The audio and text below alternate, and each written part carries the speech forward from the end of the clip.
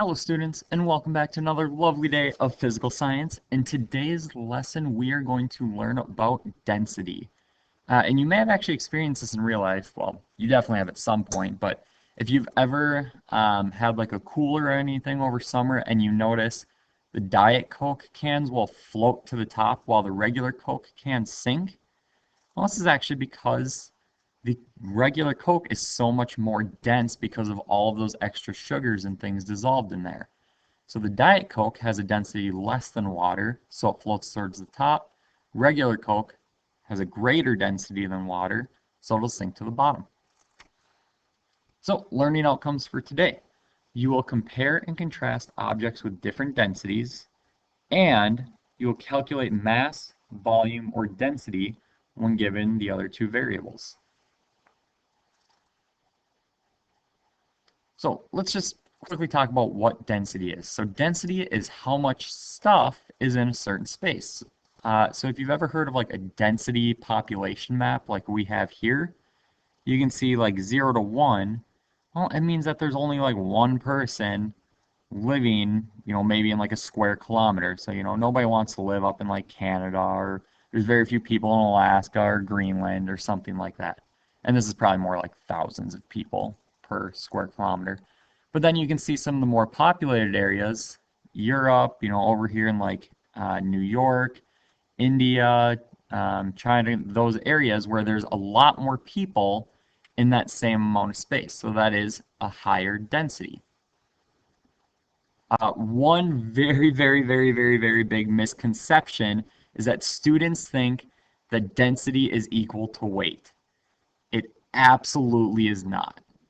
And let's just take a look at an example of why, but like really need you to remember, density and weight are not the same thing. Density is how much stuff there is per a certain area. Weight is just how much it weighs. For example, if we compare a 5-gallon bucket of water to a gold ring, well, which one weighs more? The bucket definitely weighs a lot more than a gold ring. But which object is more dense? Well, gold has a density of 19.3 grams per centimeter cubed. Water is 1 gram per centimeter cubed. So this gold ring, even though it weighs less, it has a density 19 times greater than water. And that's because gold atoms are much bigger, and in this case, they're much more compact. Those atoms are very, very close together, so you end up with a ton of mass in the same amount of area. And so therefore, the gold ring is more dense. So again, density is just how much matter or mass there is in a certain volume. And that's why we get this equation that density is equal to mass divided by volume. And what we're going to do in the upcoming slides here is actually play around with this and conceptualize, well, what happens to density as maybe mass increases, or what happens to density as volume decreases, or what happens to volume if density decreases, and so on. And we're going to play around with these variables. So really the best way to do this is think about math class and how fractions affect stuff. So I'm going to show you multiple different ways to think about density, but first let me give you an analogy related to this method.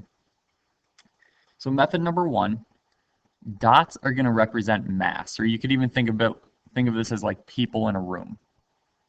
Well, each dot represents person, so the more dots, the more people, or the more mass that there is. Volume is just represented by the box. So the larger the box, the larger the volume. Smaller the box, smaller the volume. And then the last thing is density. Density is really just how close together the dots or the people are.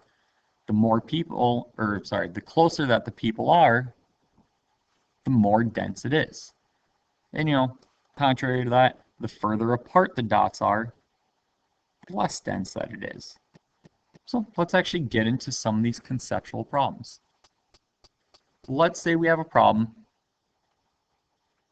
where the mass increases. Okay, so we're going to go from 8 dots here up to 32 dots. our mass increased.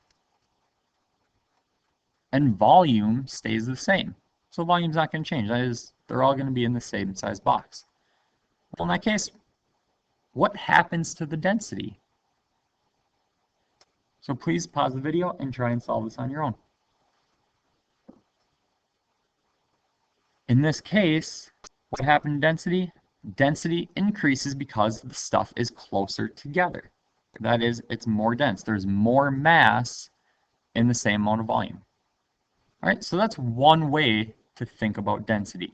There's actually a couple other ways that I'm going to show you how to conceptualize these problems. So if you like this method, great. You can use this one.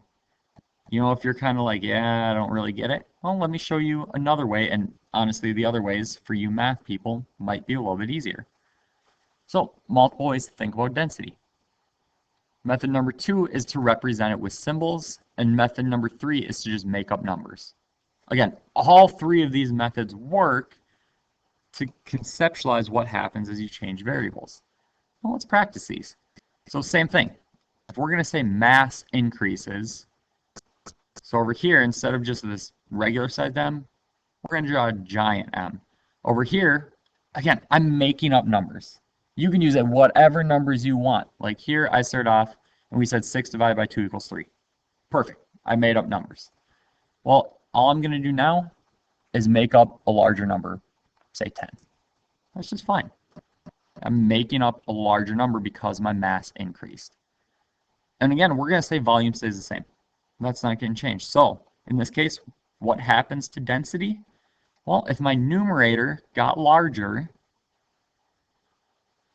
then density would have to get larger as well.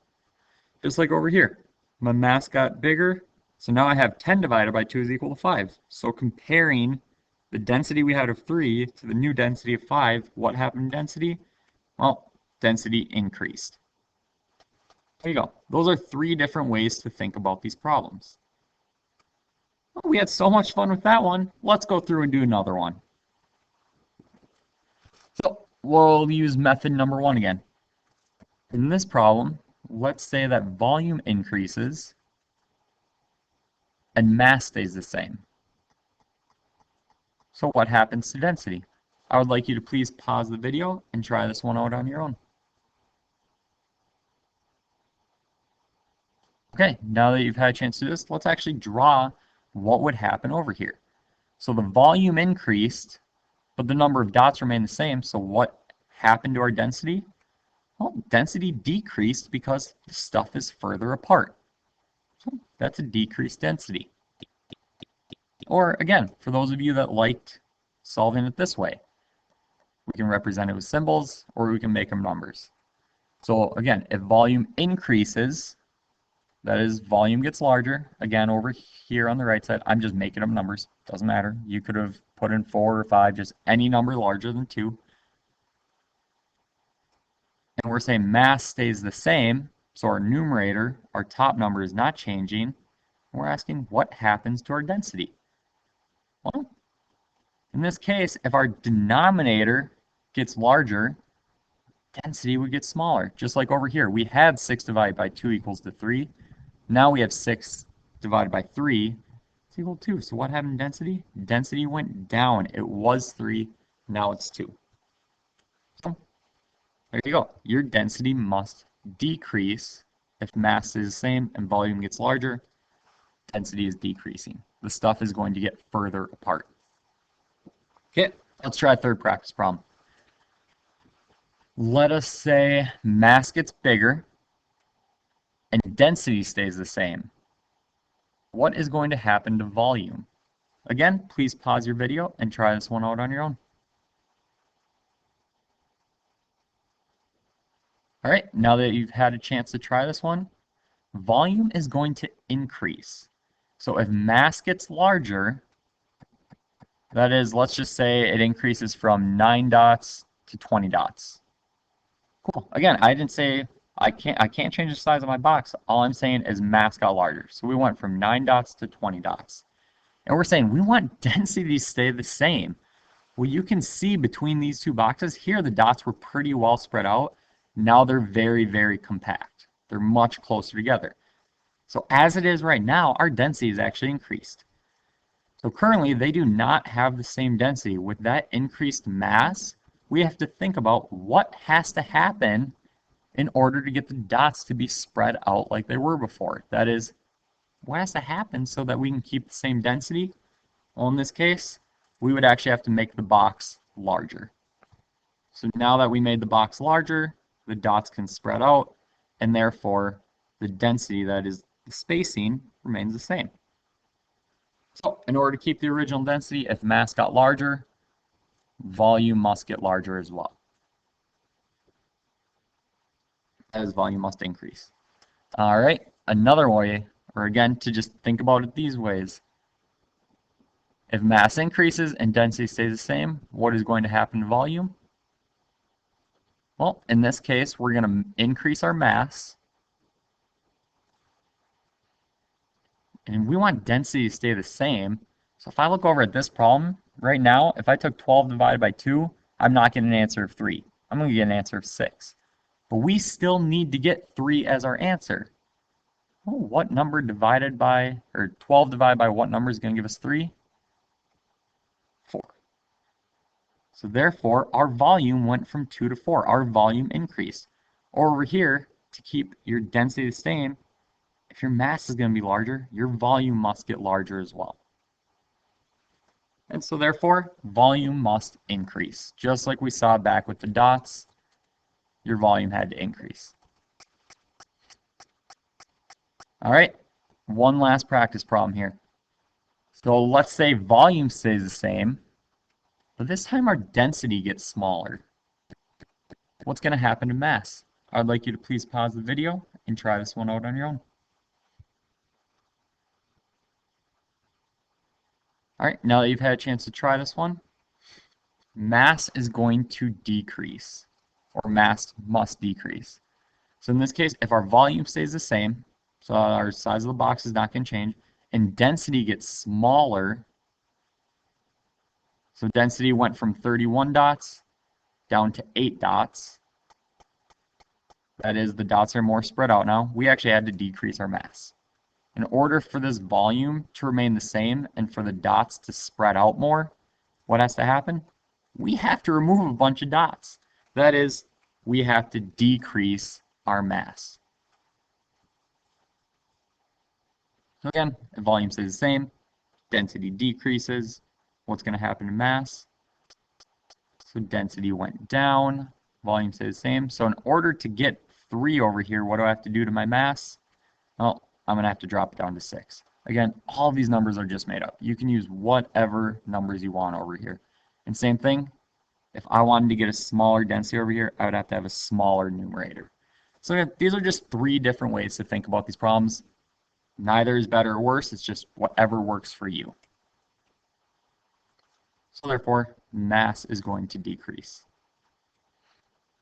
So to determine if something sinks or floats, well, something with a lower density is going to float, something with a higher density is going to sink. One example I always give students of this is like, I know if you jump into a pool and you blow all of your, blow all the air out, a lot of times people actually start to sink, and that's because air is not very dense. Air has a very, very low density, so when you blow all of that air out, you are actually bringing your density up because that air is not inside of you anymore, and so you can start to sink down. So really, lower density floats, higher density stuff sinks. So water has a density of 1 gram per milliliter, and water is kind of our basis for density. Therefore, any object with a density less than 1 gram per milliliter is going to float. Anything with a density of more than 1 gram per milliliter is going to sink. And you saw this earlier with the bucket and the gold ring. Gold ring had a density of 19.3. Well, if you throw a gold ring into that water, gold ring's going to sink to the bottom. And there you go. That is our density set of notes.